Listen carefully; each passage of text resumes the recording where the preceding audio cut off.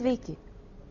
Jei ilgai buvusią įsuktą ir apdulkėjusią lemputę nuvalysime, tai šviesos patalpoje bus iki 40% daugiau. Vadinasi, iš šviestuvo, kuriame yra 5 lemputės, galima bus išsukti 2 lemputės ir tuo sutaupyti nemažai energijos. Tai bus pirmasis laidos puslapis, na, o kiti laidos puslapiai bus skirti Danijos pasyviesiems namams ir beždžionėms, kurios sunaikino savo planetą. Daug ar mažai sunaudojame elektros savo namuose. Atrodytų visai mažai, bet sąskaitos mėnesio gale byloja visai ką kitą. Kodėl tiek daug? Kas yra? Ar kažkas tai yra tokio, ką galime pakeisti, ką galime sutaupyti?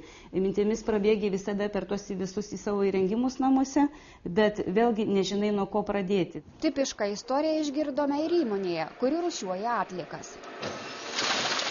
Mes tiek šildomės, tiek kompiuteriai, viskas yra elektra. Todėl pastebėjus, kad kiekvienais metais kaštai auga, elektros energija brangsta, todėl pradėjom galvoti alternatyvos.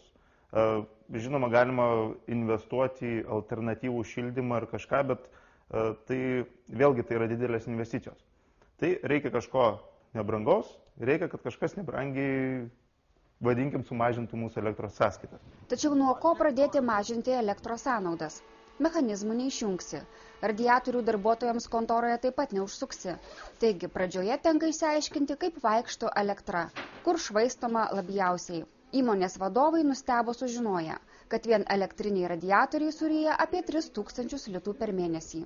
Atvirai tariant, tikrai netikėjom, kad tiek energijos sunaudojam būtent ofiso patalpose. Galvojam, kad ta elektra nueina dalis į elektros variklius, vadinkim, kuriuos mūsų įmonė naudoja, bet kad tiek ofisas pats sunaudoja, tai tikrai buvo neįtikėtini skaičiai. Kad tokia brangi šiluma irgi mes netikėjom, naudojant elektrinius radiatorius. Tai vėlgi žinom, kurioje vietoje jau, kaip sako, pradėk nuo savęs taupyti, tai yra nuo savo šilumos. Tai. Taip pat kasdien mus supa ir mūsų pinigų švaisto vadinamieji tylieji rijikai. Kalbant apie elektros prietaisus, kurių gausu mūsų buityje bei darbe, galima būtų paminėti, kad net ir būdami išjungti, tai yra budėjimo režime, jie gali jums ryti energiją, tai yra visi vadinamieji tylieji rijikai. Kad išsiaiškintų, kiek koks prietaisas suryja elektros, įmonė įsigijo keletą aparačiukų. Šitie aparačiukai, pavyzdžiui, būtent šitie, jie matuoja, kiek elektros energijos sunaudoja tas tam tikras pastatas ar įmonė, būtent to vietoj, kur yra prijungtas jisai. Tai yra būtent ant laido, kiek per tą laidą praeina elektros energijos kilovatas. Kitas aparačiukas, tai yra šiek tiek mažesnis, jis yra būtent montuojamas, gali būti montuojamas prie kiekvieno elektrinio įrenginio kažkokio tai. Tai yra paprasčiausiai jungiamas į rozetę. Į tą aparačiuką jungiamas tas elektrinis prietaisas, kuris taip pat matuoja, kiek tas elektrinis prietaisas suvartoja energijos. Elektros. Taigi, paprasčiau pasakius, reikalingas elektros kilovatvalandžių skaitytuvas ir siųstuvas, perduodantis duomenis į mūsų kompiuterį per internetą. Kas tą sistemą sudaro? Sistemą sudaro tam tikra labai maža aparatūrinė dalis ir programinė įranga. Šią programinę įrangą galima naudotis ir valdyti ją bet kuriuo metu, tiesiog turint kompiuterį, internetu arba turint išmanųjį telefoną. Tai telefonu. Tu bet kada gali pasižiūrėti, koks yra tavo energijos sunaudojimas tuo metu. Taigi vartotojas gauna įrangą plus pasijungimą prie sistemos. Turime tada kiekvieną savo pasijungimo duomenis. Turime vartotoją, turime savo slaptažodį individualiai. Tai tokiu būdu užtikrinama ir jūsų duomenų apsauga, kad kas nors netyčia ko nors jums nenuskaitys arba nepadarys kitokios žalos. Tada turite prieimą prie savo duomenų ir atsidarote savo individualų vartotojo jau langą, kuriame matome visus pajungtus prietaisus, elektros energijos sunaudojimą šiai dienai. Netrukus pademonstruosime, kaip nesudėtingai veikia visa sistema. Nesvarbu, tai yra 60 metų namas, tai yra 2011 metų namas, visa ta įranga, kur yra laidas, ten yra pritaikoma. Šitas pritaikomas, kur yra rozetė, ten pritaikoma. Tai yra visiškai nereikia kažkokių spec reikalavimų, kažko tai yra. Kur noriu, ten dedu. Tai galite mums pademonstruoti dabar, kažkur pajungti? Tai galim. Tačiau prieš tai dar viena istorija. Tiksliau prieš jūs mūsų siužeto TV žvaigždė Minskas 12. Drąsiai, nebijodami reklamos apribojimų, galime vardinti šaldytuvo pavadinimą, nes jo jau niekas negamina. Keletą dešimtmečių. Konkurencijos senukas niekam nesudaro. Galiu pasakyti, kad jam turbūt daugiau negu 30 metų. Jisai kaip nėra didelis šaldytuvas palyginus su šiuolaikiniais, talpa jo gal koksai 100 litrų panašiai. Aukštis apie virš metro šiek tiek, tai sakysime, dėl ko aš tos visus duomenys miniu, tam, kad būtų paskiau paprasčiau palyginti su panašaus dydžio kažkokiu tai šaldytuvu A klasės, A plus klasės, kokius dabar galime rasti ir įsigyti šiuo metu. Taigi, turime gyvą retro. Minskas burzgia, bet vis dar šaldo. Mes bandysime pamatuoti ir sužinoti, kiek jis elektros energijos sunaudoja. Tam tikslui pajungėme specialų jungiklį, skaitytuvą, kuris kaupia duomenis ir siunčia į sistemą. Tokiu būdu mes gal kokią savaitę ar kelias dienas paseksime ir pasižiūrėsime po to rezultatą. Galėsime palyginti. Elektros taupimas tampa visuotiniu galvos skausmu ir rūpesčiu. Grįžtame į įmonę, kuri ryžtingai nusprendė taupyti elektros sąnaudas. Šiandien čia visus elektrinius prietaisus stebi ir elektros energijos vartojimą kontroliuoja vienas už tai atsakingas žmogus. Yra žmogus, kuris visoje šitoje mūsų teritorijoje būdi ir paprasčiausiai tai net negalvodom. Būna žmonės išeina, užmiršta tą radiatorių, iš ryto ateina ten plus 40, pirtis langus atsidaro, viską išvedina, pinigai paleisti vėjais, vadinkime. Tai šitoje vietoje yra žmogus, kuris kontroliuoja, jis mato, kokia temperatūra kiekvienam kabinete. Išjungia, įjungia, iš ryto, kad būtų šilčiau, įjungia, kad žmonės ateitų, rastų ten plus 20. Ir taip yra ženkliai taupoma energija. Apie kintančias elektros sąnaudas įmonė informuoja išmanieji skaitytuvai kas 15 minučių. Kaip matome, jisai yra prijungtas prie modemų. Automatiškai taip duomenys surinkti iš visų siųstuvų yra perduodami į internetą. Ir taip per programinį įrangą internetinę mes matome visus duomenis, kaip kas kur, kaip ta elektra vaikšto pas mus. Kai dega raudona lemputė, vadinasi, prietaisas priima informaciją iš kitų prietaisų, kai jis, kaip matom dabar, jisai priima šiuo metu, kai jis užsidegs šviesiai žalios spalvos, tai jis bus ramybės būsenoj, irgi taupys vadinkim, elektros energiją. Davikliai prijungti ir elektros skydinėje. Kaip matoma, elektros paskirstymo spintelė yra prijungti pas mus visi prie kiekvieno laido, pajungti būtent tie davikliai, kurie ir siunčia informaciją apie elektros sunaudojimą mūsų pastatuose. Čia yra tie 3, vadinkim, pagrindiniai davikliai, nes tai yra 3 fazių laidai, tai yra ant kiekvienos fazės yra po daviklį. Žinotume per kiekvieną fazę, kiek praeina būtent elektros. Taigi, belieka pademonstruoti, kaip paprastai vyksta išmaniųjų skaitiklių įspėk mane prijungimas. Kaip ir minėjau, šitas prietaisiukas jungiamas prie bet kokio prietaiso, kuris yra elektrinis, tai reiškia, reikia turėti rozetę ir laidą. Ne? Tai turim elektrinį radiatorių, jį paprasčiausiai ištraukiam, įkišam prietaisiuką ir įkišam radiatorių. Viskas, paspaudžiam prietaisiuką, kad jis veiktų. Tie išmanieji skaitytuvai, tai nebūtinai žmonėms būtų reikia labai išmaniems. Tai visa esmė, jis todėl ir yra išmanus, kad žmogui nereikia būti išmaniam, kaip jį pajungti ar jo naudotis. Jis pats išmanus į savęs, kad padaro visą tai paprastą. Tiesa, visai pamiršome, kaip gyvena mūsų Minskas 12.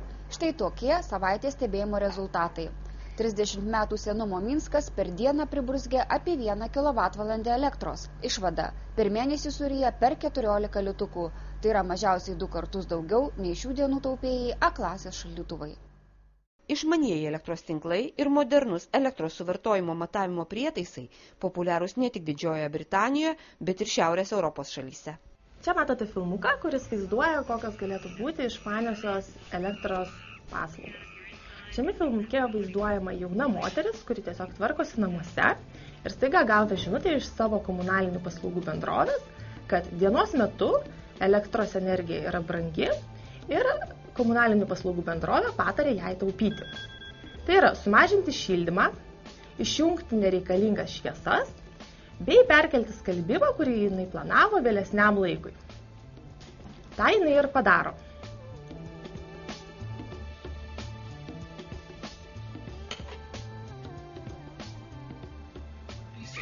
walking distance until they are returned to their home.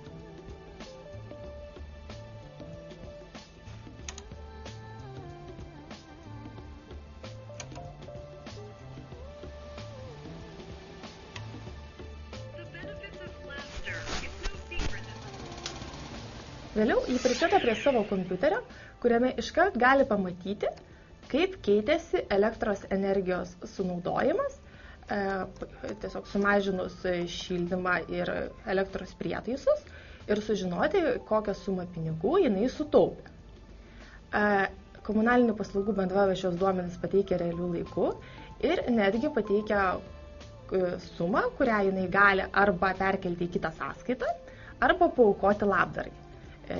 Šiuo atveju jinai pasirenka labdarą ir tuo pačiu netgi pasidalina savo patirtimi, savo gautais informaciją apie savo gautus taškus socialiniuose tinkluose.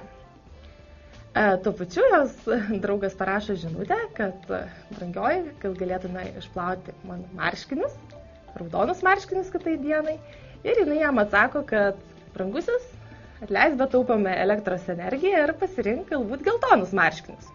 Kaip jau minėjau, jinai prisijungia prie socialinių tinklų ir pažymė su savo draugiai, kiek gavo taškų, žaliųjų taškų už sutaupytą energiją ir pasidalina įspūdžiais, kad paaukojo juos labdarai. Tuo pačiu draugė išreiškia, kad norėtų padaryti tą patį. Ir draugė pažymė, kad norėtų, kad turėtų tokias pačias galimybės, kad jį suteiktų jos komunalinių paslaugų bendrovė. Dabartinės elektros energijos vartojimas, jis yra toks, sakysim, nesaikingas. Tiesiog visada turi būti, sakysim, elektros gamybos įmonės pasirengę pateikti tokį elektros kiekį, koks bus reikalingas tam tikrų momentų. Ir to neina nei valdyti, nei kažkaip pakeisti. Ir net aš pats, jeigu pažiūrėčiau, savo bute pas manęs yra skaitikliai sumontuoti. Ir aš noriu matyti ir žiūrėti, kiek kur energijos aš sunaudoju ir tai reaguoti ir suprasti, kodėl taip yra ir kaip aš tą galėčiau pakeisti. Tai viena paskata, aišku, yra iš piniginės pusės, tai yra pigiau. Galima naudoti efektyviau. Kita paskata yra, kad vis dėlto žemės resursai nėra begaliniai ir nebus jų galima naudoti be ribos. Reikia tiesiog mąstyti ir planuoti, kaip galima daugiau panaudoti atsinaujinančių šaltinių ir kaip juos galima naudoti ir kaip tą galima daryti efektyviai. Išmanieji elektros tinklai leidžia tą padaryti, nes, tarkim, jeigu yra išmanus elektros tinklas, yra tam tikri mokėjimo planai skirtingi. Ir jeigu tu pasirinkai kažkokį mokėjimo planą, tu, reiškia, esi skatinamas vartoti elektros energiją, tarkim, kad ir naktį arba tam tikrų periodų, kada jos paklausa bendrai, sakysim, šalyje ar rinkoje yra mažesnė.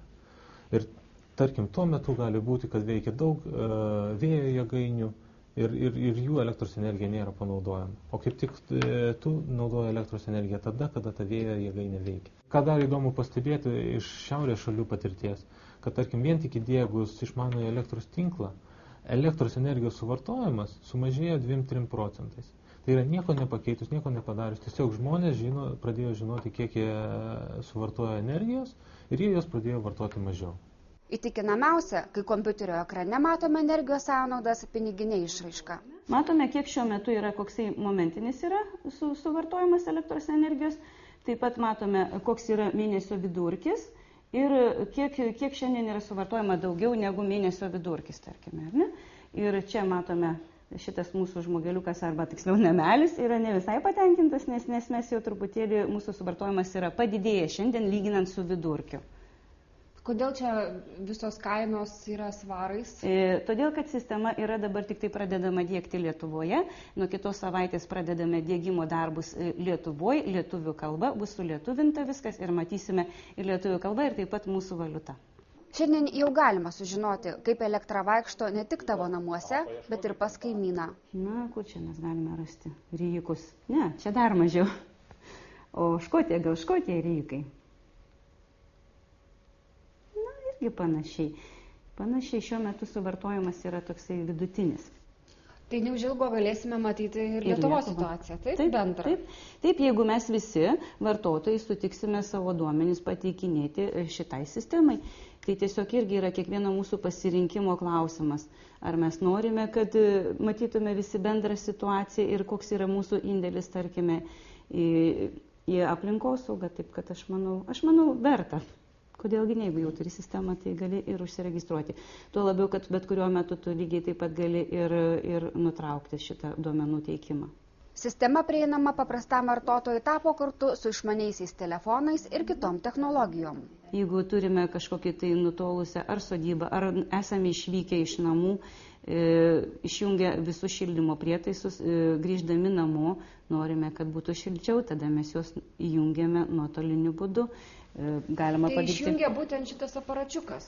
Taip, aparačiukas. Užblokuoja srovę. Taip, jisai turi daviklį. Tas daviklis ima ir išjungia. Bet mes tą padarome, būdami už 1000 kilometrų, galime tą padaryti. Tikriausiai visai malonu yra kompiuterio ekrane matyti žalsvai besišypsantį savo namą. Tokios yra moderniųjų technologijų galimybės taupyti energiją. Nuo po reklaminės pertraukėlės pakviesime į Daniją. Ten žiūrėsime, kaip atrodo pasyvieji namai. Ir siužetas apie beždžiones, kurios sunaikino savo planetą. Žmogui vis negana ir negana. Reikia vis gerinti ir gerinti savo buitį. Dažniausiai natūralios gamtos sąskaita. Tad dar nebus kaip šiame filmuke, kurį to jau pamatysite.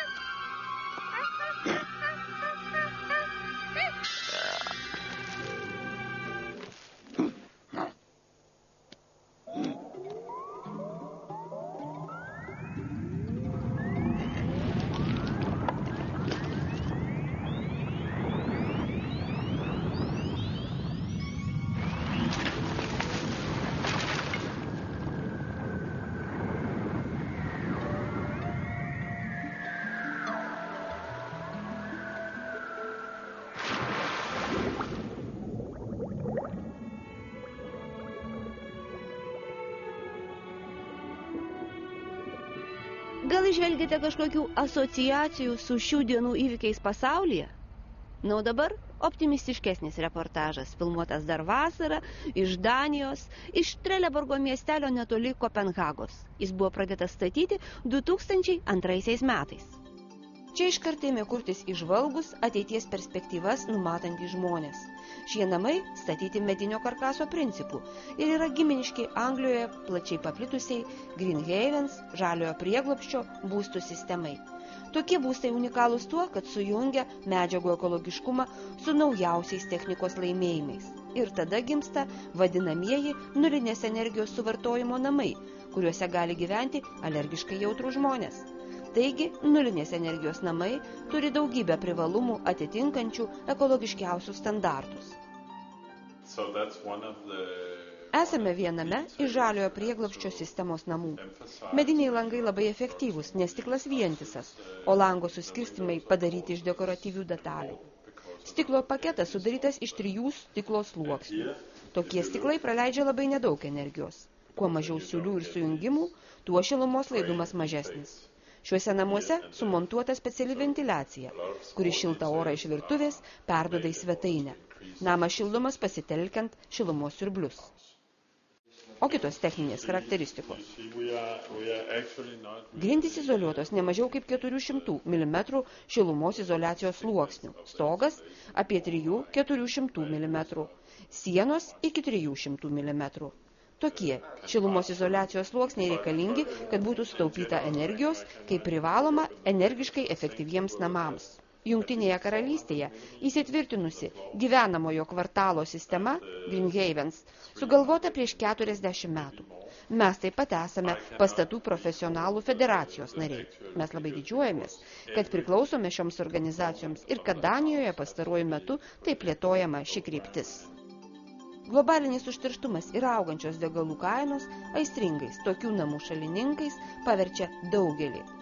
Trelleborgo miestelio visų pastatų projektiniai sprendimai pritaikyti atskiram konkrečiam žmogui, tačiau visi jie atitinka nulinio energijos suvartojimo pastato reikalavimus. Lietuvoje taip pat jau yra keletas pasyviųjų namų. Apie juos pasakosime prasidėjus pavasariui, o jis jau už durų.